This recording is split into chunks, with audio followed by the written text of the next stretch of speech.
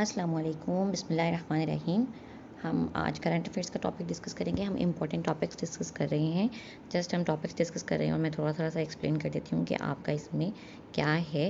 वैसे मैं topic wise ही discuss कर रही हूँ। आपने अगर एक्सप्लेनेशन वगैरह लेनी है तो आप नेट वगैरह से और पूरा टॉपिक वाइज सर्च कर सकते हैं। ठीक है, आपको न्यूज़पेपर से मिल जाएगा, आपको वो आर्टिकल मिल जाएगा, आपकी काफ़ी CSS की वेबसाइट्स हैं, आपको उधर से मटीरियल मिल जाएगा। हम डिस्कस कर रहे हैं मार्च से रिलेटेड CSS 2022 में हमारे क्या क्या आने हैं। 2021 के एग्ज़ाम के बाद से जितना भी हमारा ड्यूरेशन बनता है उन सब के आर्टिकल्स में डिस्कस करूँगी, टॉपिक्स में डिस्कस करूँगी। और अब हमारा स्टार्ट होता फरवरी के बाद हमारा स्टार्ट हो जाता है मार्च। 10 मार्च से हम डिस्कस कर रहे हैं जो इंपॉर्टेंट टॉपिक्स हैं हमारे मार्च से रिलेटेड। हमने पार्ट 1 डिस्कस कर लिया था लास्ट टाइम। हमने परसों हमने मार्च का पार्ट 1 डिस्कस किया है। हम मार्च का पार्ट 2 डिस्कस करेंगे इंशाल्लाह। नेक्स्ट लेक्चर में मैं सारे टॉपिक्स मार्च से क्लियर करके अप्रैल स्टार्ट करूँगी। ठीक है, कोविड-19 से रिलेटेड हमने लास्ट टाइम काफ़ी कुछ डिस्कस किया था। मैं दोबारा से पॉइंट वाइज सारा कुछ बता देती हूँ। मैंने यहाँ पे मेंशन कर दिया है कि आपको क्या क्या कुछ आ सकता है। कोविड-19 बहुत ही वास्ट टॉपिक बन जाता है, ऐसी राइटिंग के हिसाब से भी और ऐसे भी आपका लंबा टॉपिक बन जाता है, क्योंकि कोविड-19 से रिलेटेड आपको कोई भी आर्टिकल कोई भी क्वेश्चन आ सकता है। लाइक वैक्सीन से रिलेटेड आ जाता है, एजुकेशन से रिलेटेड। तो मैंने सारे जो भी कोविड-19 से रिलेटेड टॉपिक्स बन सकते थे वो मैंने लिखने की कोशिश की है ताकि आपका सारा कुछ कवर अप हो जाए। ठीक है, वैक्सीन के नेम आ सकते हैं, कोवैक्स वगैरह, जितने भी आपने वैक्सीन के नेम्स वगैरह हैं, उनकी डोनेशन कंट्रीज़ कौन से हैं, रिसीविंग कंट्रीज़ कौन से हैं, और वैक्सीन से रिलेटेड जितनी भी हमारी रिस्ट्रिक्शंस एंड लॉकडाउन आ जाते हैं। लाइक आपके रेस्टोरेंट्स वगैरह बंद हैं, या मैरिज रिलेटेड के मैरिज हॉल्स वगैरह बंद हैं, या इस तरह की जितनी भी रिस्ट्रिक्शंस आ जाती हैं वो आ जाती हैं। दैन एजुकेशनल इम्पैक्ट के हिसाब से हमारे एजुकेशन की ऊपर जितना भी हमारा हो रहा है कि बच्चों की एजुकेशन कितनी इफ़ेक्ट हो रही है वो आ सकते हैं इम्पैक्ट्स हैं। ऑनलाइन स्टडीज़ कैसी हो रही हैं, ऑनलाइन स्टडीज़ का क्या इम्पैक्ट है बच्चों पर, वो सारा कुछ आ सकता है। लाइक ज़्यादा ऑनलाइन स्टडी से बच्चों की या काफ़ी लॉस हो रही हैं, हेल्थ लॉस भी हो रहा है, लाइक आइज़ में इफ़ेक्ट्स हो रही हैं। एंड ये भी है कि आप ऑनलाइन लेक्चर कम लेते हैं और इधर उधर की चीज़ें ज़्यादा कर लेते हैं। लाइक लैपटॉप वगैरह बैठे हों तो आप साइड बाय साइड काफ़ी कुछ कर लेते हैं। लाइक ऑनलाइन स्टडीज़ पे आपकी कंसंट्रेशन नहीं होती। ठीक है, एजुकेशनल इम्पैक्ट्स आ जाते हैं। इकोनॉमिक इम्पैक्ट्स में हमारे पास वर्ल्ड वाइड भी आ जाते हैं, पाकिस्तान की भी आ जाते हैं। कोई सा भी आपको क्वेश्चन आ सकता है कि इकोनॉमिकल लॉस कितना हुआ है हमारा, वर्ल्ड वाइड ग्लोबल वाइड कैसे हुआ है और पाकिस्तान के ऊपर कितना हुआ है। ठीक है, इकोनॉमी से रिलेटेड आ जाता है। SOPs और प्रोटोकॉल्स आ जाते हैं जो हमारे WHO ने बनाए हैं, WHO स्टैंडर्ड के, वो बता सकते हैं, वो अलग क्वेश्चन आ सकता है। और कोविड-19 से रिलेटेड जितने भी बिल्स हैं, अमेंडमेंट्स हैं, लाइक डॉक्टर्स की जॉब्स वगैरह से रिलेटेड, उनकी प्रमोशंस वगैरह से रिलेटेड, इस तरह के अमेंडमेंट्स और बिल्स भी पास हुए हैं। रिलेटेड बिल्स में डिफरेंट बिल्स आ जाते हैं।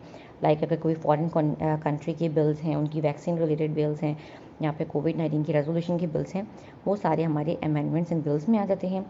ये भी आपको कोई भी क्वेश्चन आ सकता है। आपको कोई एक क्वेश्चन आना है, ये नहीं कि आपको सारे के सारी चीज़ें आपने एक ही क्वेश्चन में लिख देने।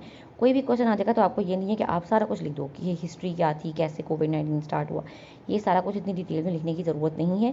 टू द पॉइंट आपने बात करनी है, जो पूछा गया होगा क्वेश्चन में आपने वही बताना है। ये नहीं करना कि आपको पूछा कुछ किया है, पूछा बिल्स एंड अमेंडमेंट्स का क्या है और आपने एजुकेशनल इम्पैक्ट भी बता दिए हैं, इकोनॉमिक लॉस भी बता दिया है, सारा कुछ बता दिया। इस तरह नहीं करना। टू द पॉइंट करेंगे तो आपको आंसर के सही से क्वेश्चन के मार्क्स मिलेंगे। अच्छा अटैम्प्ट करना, और यही है कि आपने टू द पॉइंट लिखना है। कोई इधर उधर की बातें वगैरह ज़्यादा एक्सप्लेनेशन वगैरह देने की ज़रूरत नहीं होती। Only write down the two the points. ठीक है, Pakistan join United Nations for vaccine availability. Pakistan ने यूनाइटेड नेशंस को ज्वाइन किया है वैक्सीन की अवेलेबिलिटी के लिए। वॉक इन वैक्सीनेशन फैसिलिटीज़ के से रिलेटेड क्वेश्चन आ सकता है कि वैक्सीनेशन की फैसिलिटीज़ भी वॉक इन है। पहले ओल्ड पीपल को लगाई गई थी, बाद में यंग जनरेशन से भी स्टार्ट हो गया और अब तो हर किसी को ही वैक्सीनेशन अवेलेबिलिटी हो रही है। ठीक है, दैन कोविड-19 के बाद हमारे पास टॉपिक आ जाता है रिक्रिएशन ऑफ मैकेनिकल डिवाइस। ये हमारी एक मैकेनिकल डिवाइस है, इसका ये नाम है, ये इसको मैकेनिज्म है। ये बहुत ही 2000 साल पुरानी डिवाइस है जिसको रिक्रिएट किया गया है एस्ट्रोनॉमिकल इवेंट्स को सही तरह से मॉनिटर करने के लिए। इसको एस्ट्रोनॉमिकल इवेंट्स से रिलेटेड एक एंशियंट कैलकुलेटर कहा जाता है। स्पेसिफिक इसका नाम एंशियंट कैलकुलेटर, ग्रीक एक था, एस्ट्रोनॉमिकल कैलकुलेटर कहते हैं। ठीक है, ये एक हैंड पावर्ड मैकेनिकल डिवाइस है और इसकी जो है इसका यूजेज जो है, इसका मेन एम क्या है कि ये प्रेडिक्ट करेगा sun, moon, the positions of sun, moon, planets, lunar system and solar eclipse, lunar eclipse, all the astronomical events जो हैं हमारे इसके थ्रू मॉनिटर होंगे, ठीक है। देन हमारे पास आ जाता है next topic, investment in olive cultivation in Nowshera district. Pakistan has great potential to cultivate olive trees.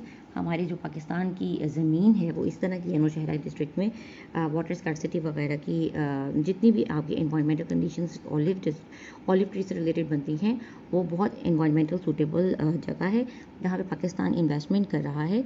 Suitable climate है, टोपोग्राफी सूटेबल है, ठीक है, और ये बहुत ही वैल्यूएबल इन्वेस्टमेंट पाई जाएगी in terms of foreign exchange and food security. ये एक अच्छी द बेस्ट इन्वेस्टमेंट होगी पाकिस्तान की, ठीक है।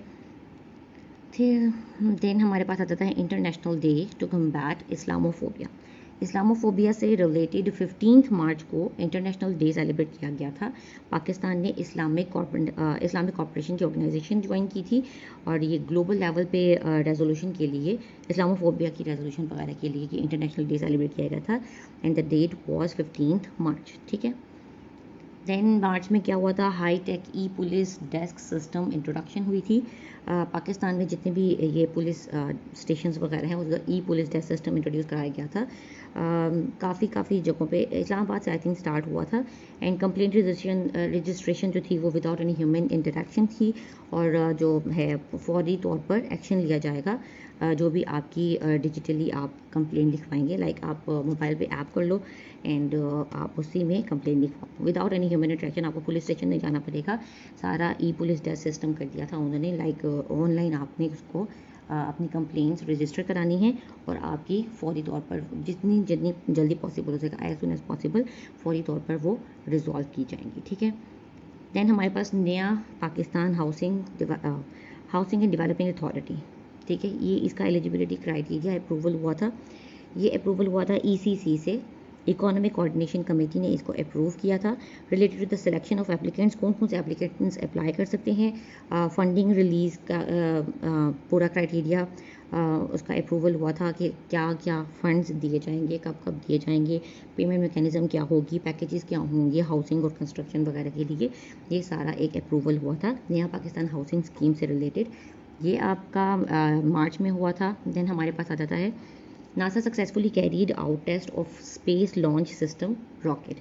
एक स्पेस रॉकेट सिस्टम लॉन्च किया गया था, उसका टेस्ट किया गया था नासा वालों की तरफ से और काफ़ी पॉजिटिव टेस्ट किया गया था। सिग्निफिकेंट रिजल्ट था कि उन्होंने a win to return to moon, ठीक है, अ विन टेस्ट था कि इनका सक्सेसफुल रहा था और इसको सेकेंड हॉट फायर टेस्ट कहा जाता है।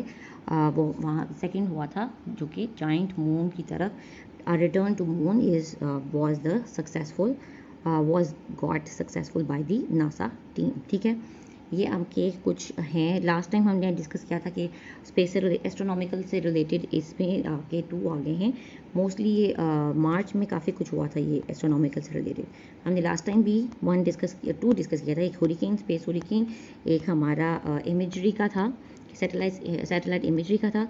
इसमें भी हमारे 2 आ जाते हैं। ये मून रॉकेट का भी स्पेस से रिलेटेड है और हमारा जो है मैकेनिकल डिवाइस जो है रिक्रिएशन वाली, जो कि एक एंशिएंट ग्रीक डिवाइस है, वो भी हमारी एस्ट्रोनॉमिकल से रिलेटेड है, ठीक है। नेक्स्ट टाइम हम मार्च के फाइनल डिस्कस कर लेंगे और फिर हम अप्रैल स्टार्ट करेंगे इंशाल्लाह। अल्लाह हाफ़िज़।